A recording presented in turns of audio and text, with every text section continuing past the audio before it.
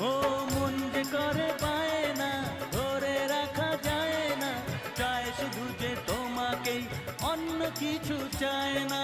জানাই তোমাকে তা দুটি চোখের ভাষা,